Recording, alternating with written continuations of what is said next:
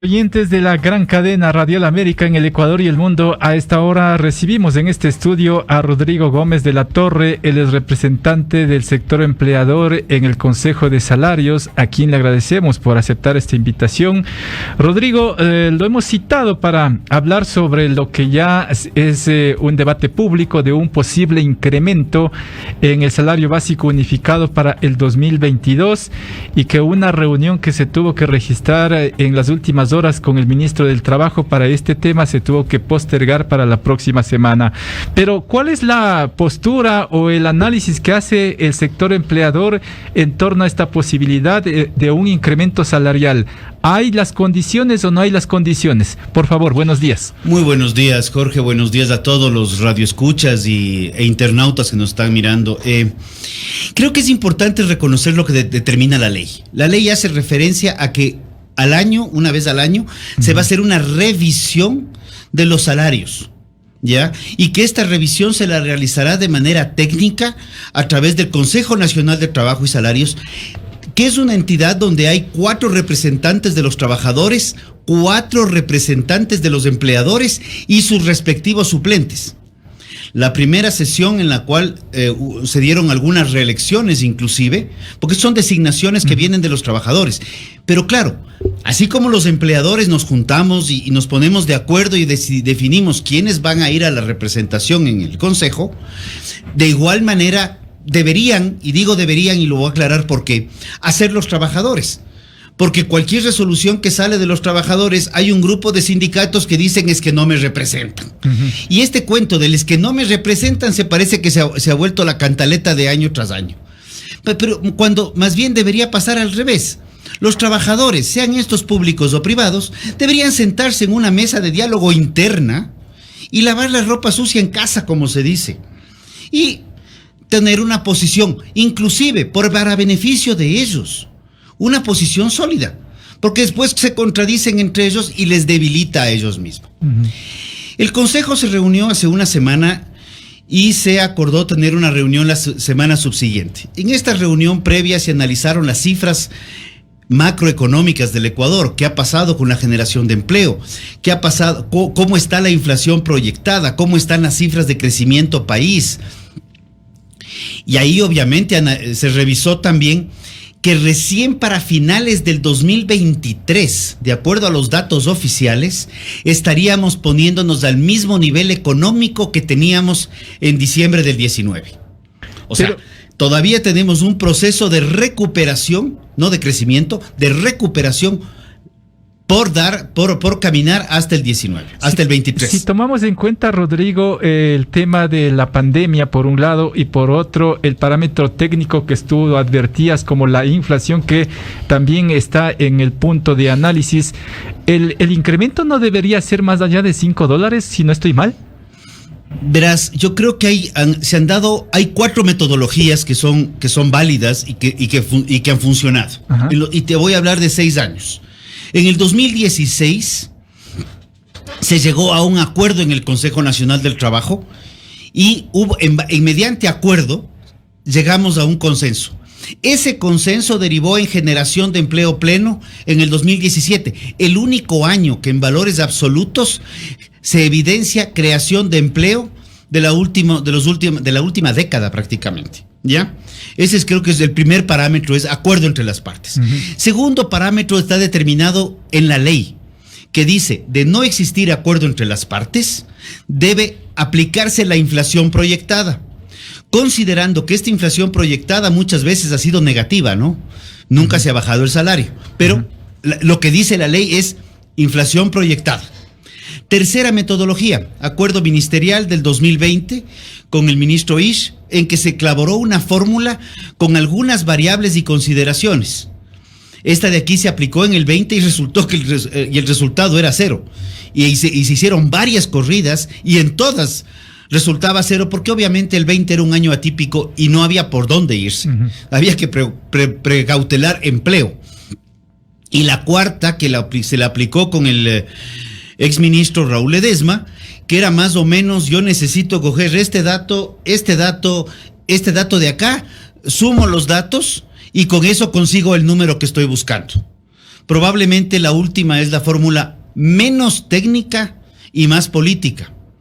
Y yo creo que es importante reconocer que todas las fijaciones políticas, en el caso que apliquen, sean estos precios, sean estos salarios, derivan en problemas políticos. Tenemos que trabajar las cosas de la manera más técnica posible.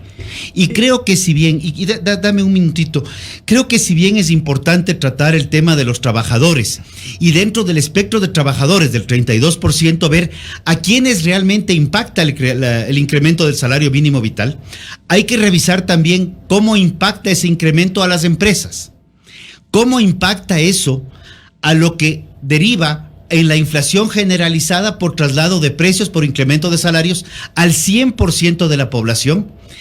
¿Y cómo esto, combinado con la ley que está tratándose en la Asamblea, afecta a lo más importante que deberíamos estar discutiendo, que es generación de empleo? Rodrigo, ¿cómo hacemos para un tanto coordinar la parte técnica con la parte política? Y te pregunto esto porque es de dominio público que el presidente de la República, Guillermo Lasso, en campaña electoral ofreció un incremento a $500 durante los 4 años.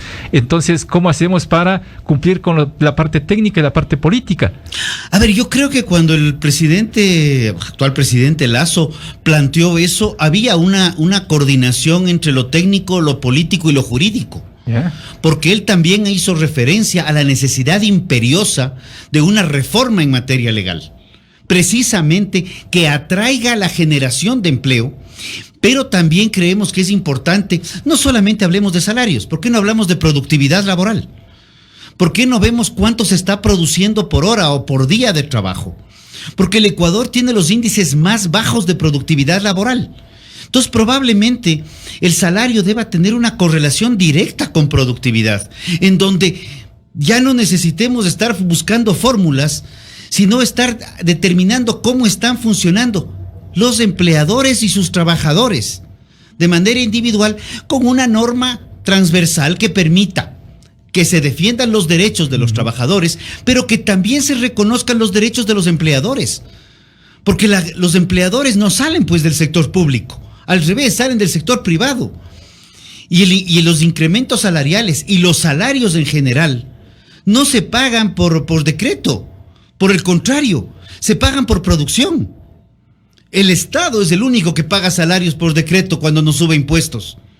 El sector privado no sube impuestos. El sector privado ve cómo se defiende. Y ahí es algo que no entiendo yo de la nueva ley. En la nueva ley se quitan exoneraciones y solamente voy a topar ese tema de la ley. Se quitan muchas exoneraciones y exenciones a esto. Pero se quita una en particular que no tiene sentido. Se quita la exoneración que a nuevos empleos haya una doble deducibilidad. Cuando el mayor problema del Ecuador es la falta de empleo. Entonces son los sinsentidos que no acabamos de comprender. Sí se incluye una que va a haber una deducibilidad del 150% para jóvenes y mujeres de hasta 25 años. Entonces creo que, ¿por qué disgregar si el tema de empleo es completamente amplio? Y así en corto, acabo de aprender que así como hay la economía violeta, la naranja, la verde, ha habido una economía que es la plateada. ¿Cuál es esta? Esa economía plateada, y ahí sí ya no calificaste. Califiqué. Es la plateada, es las canas. ¿Ya? Las canas de la experiencia. Las canas de un trabajador de 30, de 20, de 40 años de edad, que ha aprendido y que tiene muchísimo por aportar. Más aún, cuando vemos que una persona de 50, 60 años todavía está joven y está con voluntad de seguir generando riqueza para el país.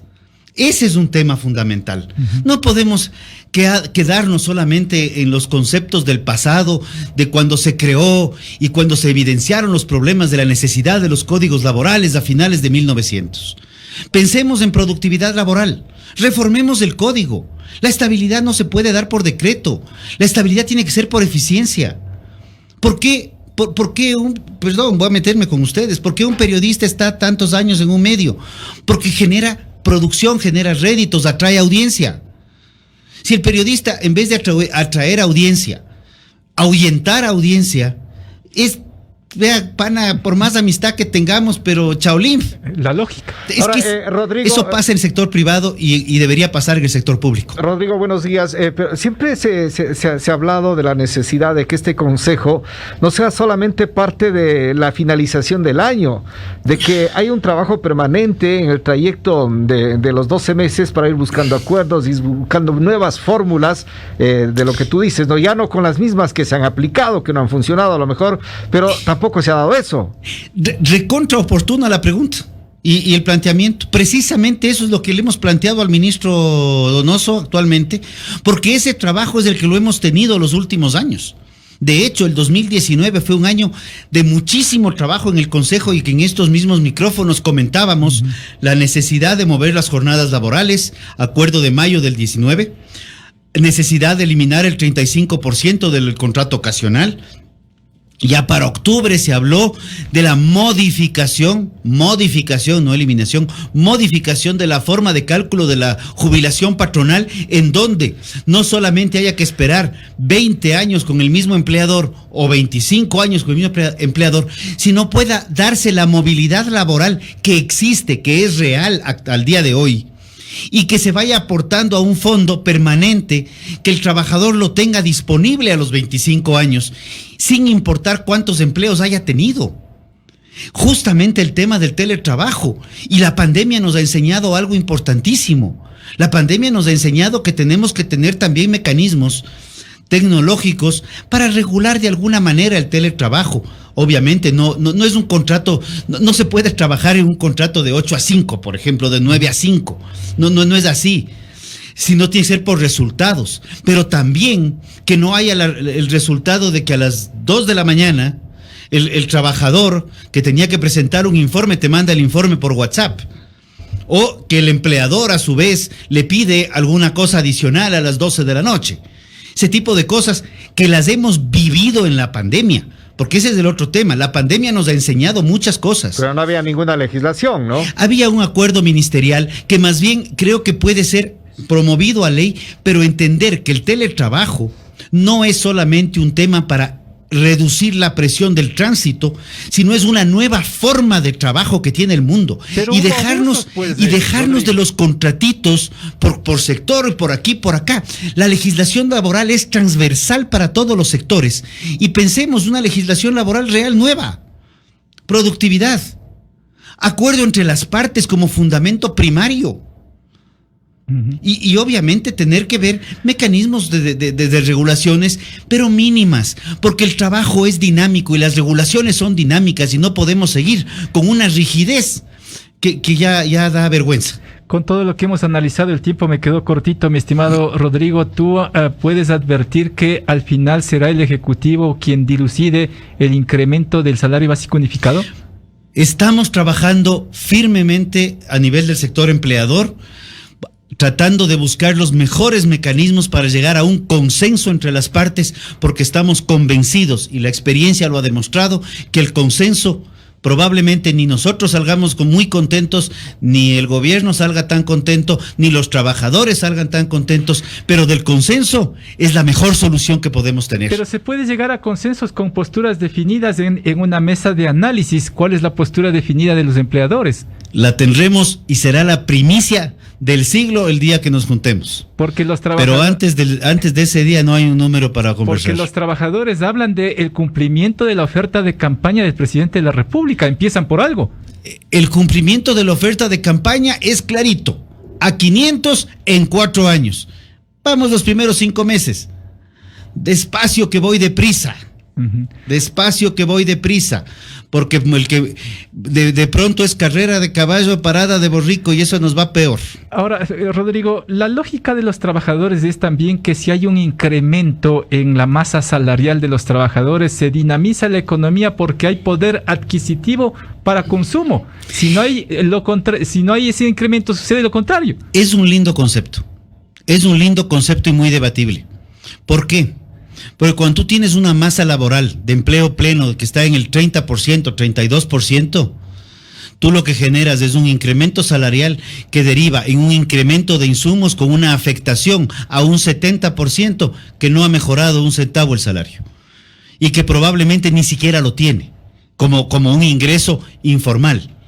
Entonces tenemos que ser consecuentes, y como se analizó, y esto sí es un dato que mejor no hablemos muy alto, pero hablábamos con la persona del INEC en el día de la mesa, y el director del INEC decía: no podemos considerar el nivel de desempleo en el Ecuador como un dato fiable, porque los niveles de informalidad son tales que lo que tenemos que analizar es cuál es el empleo pleno y el empleo no adecuado, o adecuado o no adecuado.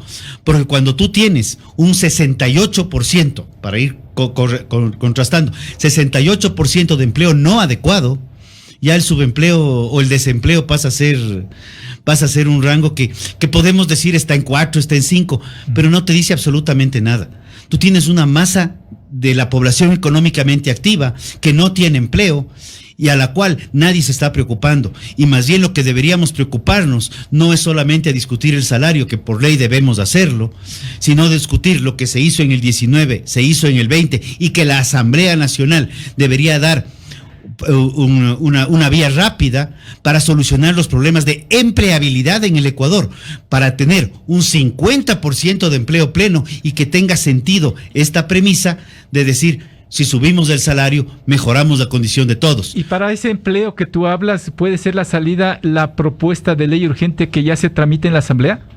Esta propuesta de ley, como digo, desincentiva la generación de empleo nuevo, y más bien tendríamos que esperar a ver qué pasa con la propuesta de ley que está comprometida, debe llegar a la Asamblea, y sobre esa trabajar, y sobre esa sí empujar una reforma coherente que no solamente hable de derechos de los unos, sino de derechos de las partes, y generación de una solución integral para el Ecuador, no solamente para un sector que lamentablemente en este momento es minoritario, quienes tienen empleo pleno. Con eso me quedo, Rodrigo. Te Muchas agradezco gracias. mucho. Muy gentil. Rodrigo Gómez de la Torre, representante del sector empleador en el Consejo de Salarios.